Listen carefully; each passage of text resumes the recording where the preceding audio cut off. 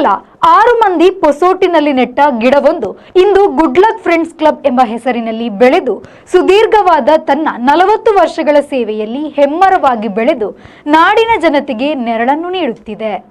ಈ ಕ್ಲಬ್ನಲ್ಲಿ ಇದೀಗ ತಂದೆ ಹಾಗೂ ಮಕ್ಕಳು ಜೊತೆಯಾಗಿ ಸಮಾಜಮುಖಿ ಕಾರ್ಯಗಳಲ್ಲಿ ತೊಡಗಿಸಿಕೊಂಡಿರುವುದು ವಿಶೇಷತೆಯಾಗಿದೆ. 40 ವರ್ಷಗಳಲ್ಲಿ ಉಜ್ವಲ ಇತಿಹಾಸವನ್ನು ನಿರ್ಮಿಸಿರುವ ಈ ಕ್ಲಬ್ನ ಸದಸ್ಯರು ಇಲ್ಲಿನ ಬಡ ಜನತೆಯ ಆಶಾಕಿರಣವಾಗಿದ್ದಾರೆ.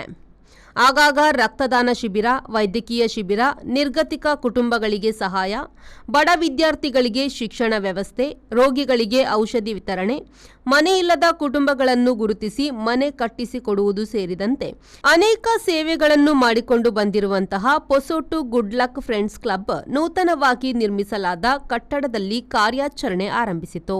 ಅಖಿಲ ಭಾರತ ವಿಶೇಷ ಚೇತನ ಕ್ರಿಕೆಟ್ ತಂಡದ ಉಪನಾಯಕ ಮೊಹಮ್ಮದ್ ಅಲಿ ಪಡಾರ್ ಅವರು ಗುಡ್ ಲಕ್ ಫ್ರೆಂಡ್ಸ್ ಕ್ಲಬ್ನ ನೂತನ ಕಟ್ಟಡವನ್ನು ಲೋಕಾರ್ಪಣೆಗೊಳಿಸಿದರು. ಬಳಿಕ ನಡೆದ ಸಾರ್ವಜನಿಕ ಸಮಾರಂಭವನ್ನು ಕಾಸರಗೋಡು ಸಂಸದ ರಾಜ್ ಮೋಹನ್ ಉಣ್ಣಿತ್ತಾನ್ ಉದ್ಘಾಟಿಸಿದರು. ಬಳಿಕ ಮಾತನಾಡಿದ ಅವರು, ಸಪ್ತಭಾಷಾ ಸಂಗಮ ಭೂಮಿಯಾಗಿರುವ ಈ ಮಣ್ಣಿನಲ್ಲಿ ನಾಡಿನ ಜನತೆಗೆ ವರದಾನವಾಗಿರುವ ಪೊಸೋಟು ಗುಡ್ ಲಕ್ ಫ್ರೆಂಡ್ಸ್ ಕ್ಲಬ್ ಕಳೆದ 40 ವರ್ಷಗಳಲ್ಲಿ ಎಲ್ಲರ ಜನಮೆಚ್ಚುಗೆಗೆ ಪಾತ್ರವಾಗಿರುವುದು ಸಂತೋಷದ ವಿಷಯ ಎಂದು ಹೇಳಿ ನೂತನ ಕಟ್ಟಡದಲ್ಲಿ ಕಾರ್ಯಾಚರಣೆ ಮುಂದುವರಿಸಿದ ಕ್ಲಬ್ಗೆ ಶುಭ ಹಾರೈಸಿದರು. സംസ്കൃതിയും സമഞ്ജസമായി സമന്വയിപ്പിക്കപ്പെട്ട ഒരു നാട് സപ്തഭാഷാ സംഗമ ഭൂമിയാണ്.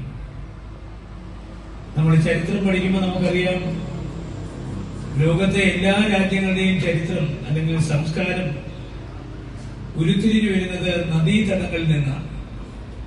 സിന്ധു നദീതട സംസ്കാരത്തെ കുറിച്ചൊക്കെ നമ്മൾ പറഞ്ഞിട്ടുണ്ട്. പശ്ചിമഘട്ടത്തിൽ നിന്ന് 44 നദികൾ ഉത്ഭവിക്കുന്ന ഫലഭൂയിഷ്ഠമായ ഒരു നാടാണ് കേരളം.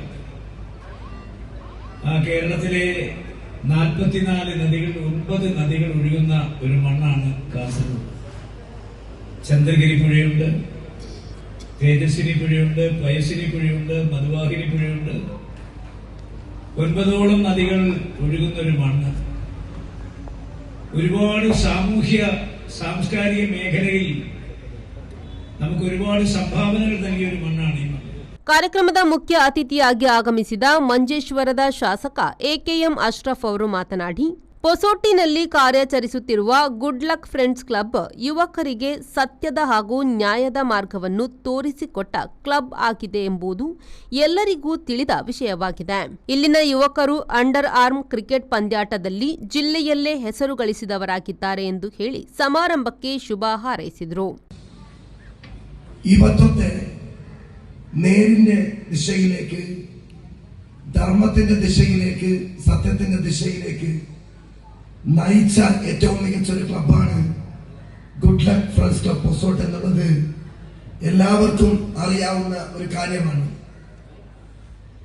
മഞ്ചേശ്വരത്തെ സംബന്ധിച്ചിടത്തോളം ലോകത്ത് വളരെ അപൂർവമായി കാണുന്ന അണ്ടർ ആം ക്രിക്കറ്റ്, ലോകം മുഴുവനും ഓവറാം ക്രിക്കറ്റാണ് വേൾഡ് കപ്പും ഏഷ്യ കപ്പും 2020 ക്രിക്കറ്റൊക്കെ നടക്കുന്നതെങ്കിൽ ലോകത്ത് സൗത്ത് കൺട്രിയിലും കാസർഗോഡിന്റെയും ഒരു ഭാഗത്ത് മാത്രമുള്ള കായിക വിനോദമായ ಅಂಡರ್ ಆರ್ಮ್ ಕ್ರಿಕೆಟ್. ಕಾರ್ಯಕ್ರಮದ ಅಧ್ಯಕ್ಷತೆಯನ್ನು ನಿರ್ವಹಿಸಿದ ಬಿಎಂ ಮನ್ಸೂರ್ ಅವರು ಮಾತನಾಡಿ, ಮಂಜೇಶ್ವರ ಶಾಸಕರು ಹಾಗೂ ಸಂಸದರು ಪಾಲ್ಗೊಂಡಿರುವುದು ಸಮಾರಂಭಕ್ಕೆ ಮೆರುಗನ್ನು ತಂದಿದೆ. ಕಳೆದ 40 ವರ್ಷದಲ್ಲಿ ನಮ್ಮ ಕ್ಲಬ್ನ ಸೇವೆ ಮುಂದುವರಿಯುತ್ತಿದೆ.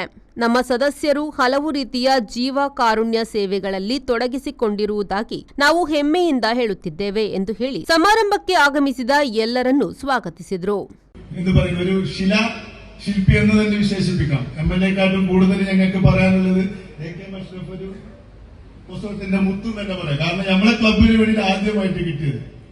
അപ്പോ വേദിയിലിരിക്കുന്ന മറ്റു വിശിഷ്ടാതിഥികളെ, കഴിഞ്ഞ 40 വർഷമായിട്ട് good luck friends club Posot എന്ന ഈ ഒരു ജൈത്രയാത്ര തുടങ്ങിയ കാര്യം സ്വാഗത പ്രസംഗത്തിൽ എല്ലാവരും കേട്ടതാണ്.